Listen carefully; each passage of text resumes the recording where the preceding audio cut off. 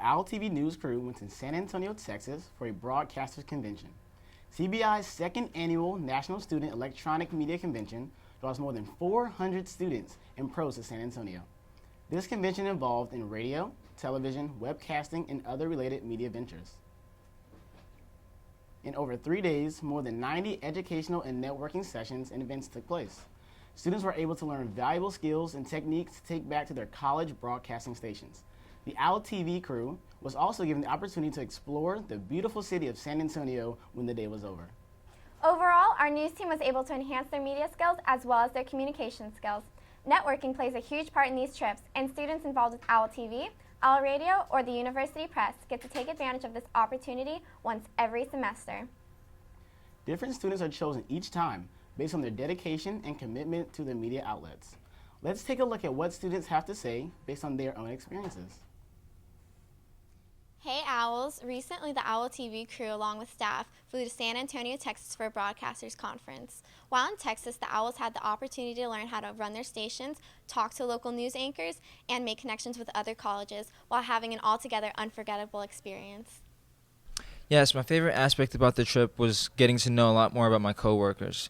Being that I really don't associate with them outside of the TV station, I got to know them on a more personal level in terms of what they like, and not just, but why are they doing this? Like why are you getting into media? Some people just do it just to do it, but I know that, they actually have goals outside of just graduating and then doing whatever. Like they aspire to be journalists, like networking reporters, like that really inspired me. So that's what I probably gained the most out of the trip. I also learned that you need to address conflicts right away when they happen. Conflict is inevitable.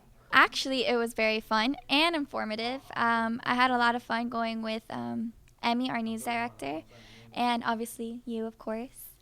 And I learned a lot, actually. There was a lot of programs that they taught us, and overall, it was a great trip. If anyone is interested in joining OWL TV, we're located upstairs in the Student Union in room 231. OWL TV is a great opportunity for students to learn more about media and communications.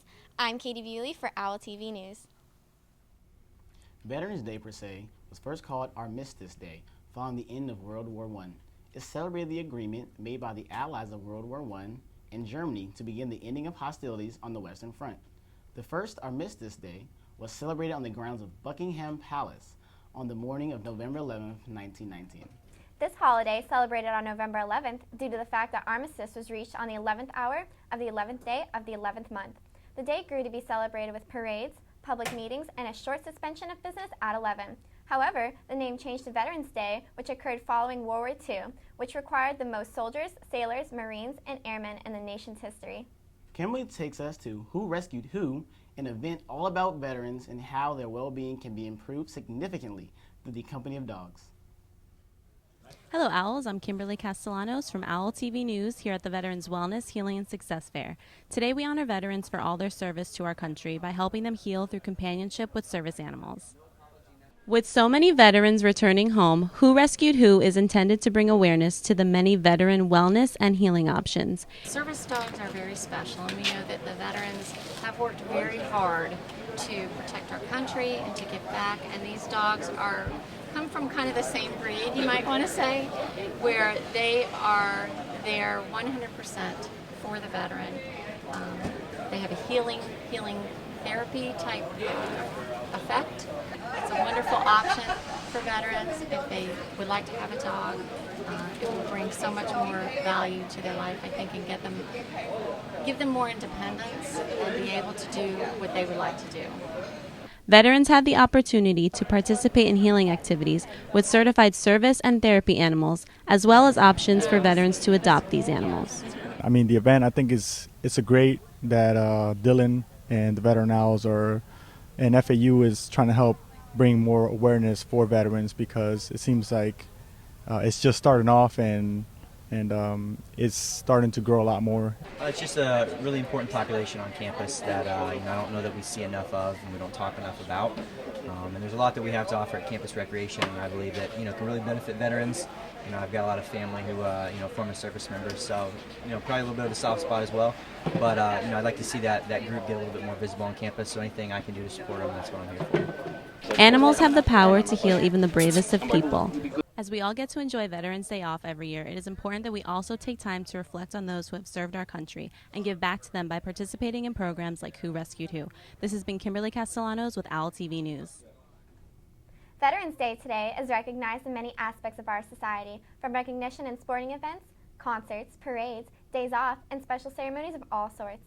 No matter what, the observance of Veterans Day on November 11th not only preserves the historical significance of the date, but honors American veterans for their fight, dedication, love of their country, and their sacrifice. And what better way to help them than with the love of pets? On another note, on November 20th, the FAU Auditorium was the venue for the second annual Apollo Night.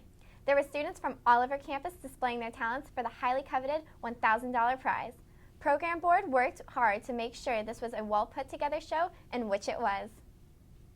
This event was to match the original Apollo Amateur Nights, which took place in Harlem, New York City, beginning in the 1930s. Many stars have launched their careers there, such as James Brown, Lauryn Hill, Stevie Wonder, and Michael Jackson. FAU emulated the aspects of their version of the Good Luck Tree of Hope and the Executioner, which job was to get unsuccessful boo contestants off the stage. Joshua here outside the FAU Auditorium, waiting for the kickoff of the second annual Apollo Night. This is where students from all across campus are coming to put their talents on display for all to see and get that one and only shot at that $1,000 prize. $1,000, people. Okay, so I'm excited about getting there, get a couple of good interviews with the contestants backstage. So follow me in. Let's get this thing started.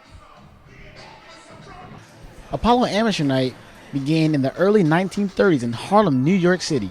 The theme made it all the way to Boca Raton for the show. And I asked a couple of FAU students if they ever heard of Apollo Night. So you have never heard of Apollo at all before this, at all? No. Nope. So the whole Apollo New York thing, a big show, doesn't familiarize with you at all? No.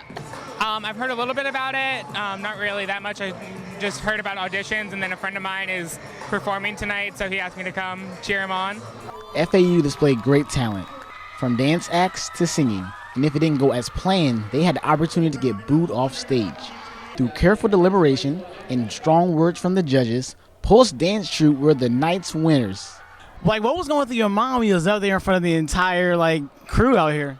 I was just feeding off the crowd. The crowd seemed like they loved us, so that made me want to go harder, made me want to represent for my crew. And we came out with a victory, so pretty happy about that. What do you think about tonight's show? It's cool. I like it. I like shows where you can be honest with the crowd or be honest with the audience. And it's a lot of fun when people get to boo each other, be a little rude to each other. It was a great show, man. Everybody from FAU came out and showed their talent tonight, tried really hard. I respect it, man. It's a great on-campus event, man.